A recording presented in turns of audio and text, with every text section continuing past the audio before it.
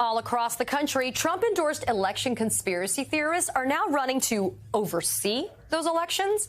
According to BuzzFeed News, there are 17 election deniers running to take over elections in 14 states. So far, Trump has explicitly endorsed 3, and one of them just became the official Republican candidate in her state. In Michigan, state Republicans endorsed Trump-backed Kristina Karamo to be the party's nominee for Secretary of State. Karamo is a part-time community college professor and worked as a poll watcher in Detroit during the 2020 election. She rose to prominence in right-wing circles after claiming that she had personally witnessed fraud. Courts, of course, refuted her allegations, but that didn't stop her from making the rounds on Fox News as a whistleblower. And concerns surrounding Kristina Karamo have extended far beyond her embrace of the big lie. She has said public schools are indoctrination camps. She's opposed teaching evolution in schools. She said that the January 6th attack was Antifa posing as Trump supporters. She's an avowed anti-vaxxer, and she said that yoga is a demonic ceremony. Karamo's success now has some Michigan Republicans in open revolt over concerns that she's going to hurt the party's chances in the general election. The person standing in the way of Kristina Karamo overseeing elections in Michigan, though, is the incumbent Secretary of State, Jocelyn Benson, and I have the pleasure of having her to join me now.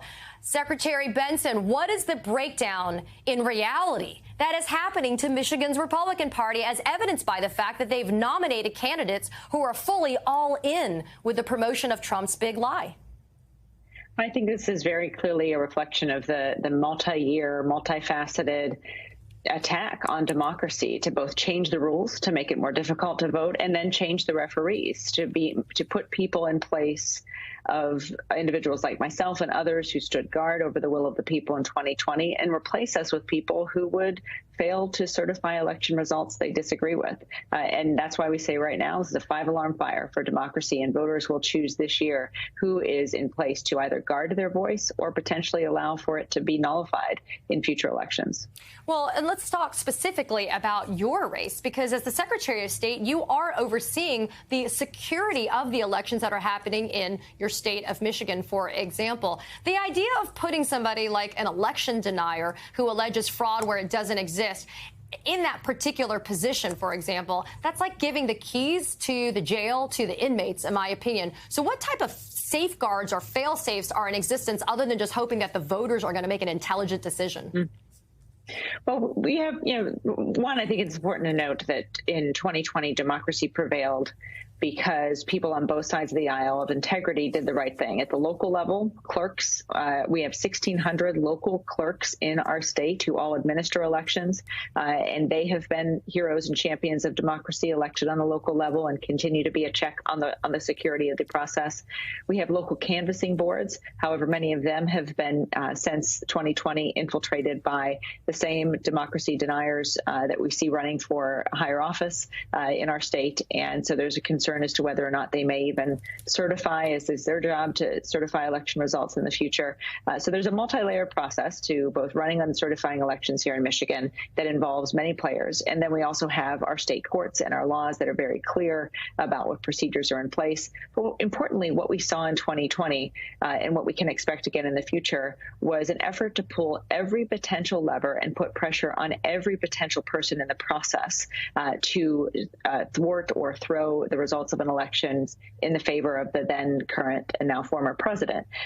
That's why we need to be vigilant and make sure in all of these positions, state court positions, attorney general positions, secretaries of state, local election administrators, that we're taking seriously the importance of electing people to those positions who will protect the voice of voters and not override them.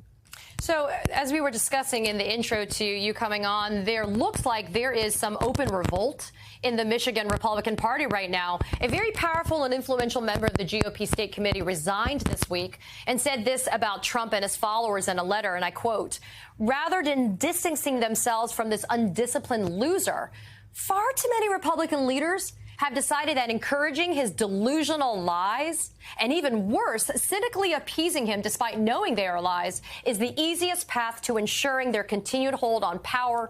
General election consequences be damned."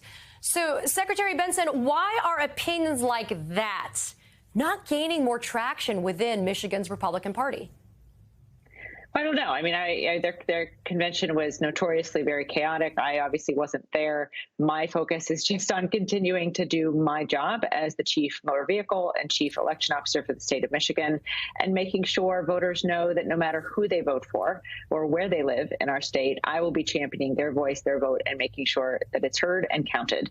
And, I think that's not a partisan issue. And so if there are, a broad base of people from both sides of the aisle supporting our campaign, we welcome that, because we're fighting for every voice. And if we do see a breakdown of kind of traditional party affiliations in support of democracy, I think we'll be better for it, because this is a moment where this fall democracy will be on the ballot, and it's going to require folks on both sides of the aisle to come together to defend it against those who would clearly seek these positions of authority to undo it. So quickly, in the little time I have left, though, I did want to ask you, a large part of the problem, though, is the sheer amount of conspiracy theories and false information that's being propagated. It's so difficult to keep up with all of it, but because when one thing is debunked, there's just something else that people begin to focus on. If that gets debunked, they then move on to the next shiny bauble, or maybe they repurpose an old talking point. As someone whose job it is to oversee and protect confidence in the elections, what's the most effective way that you could suggest that we defend against that, not only in Michigan, but anywhere else in the United States?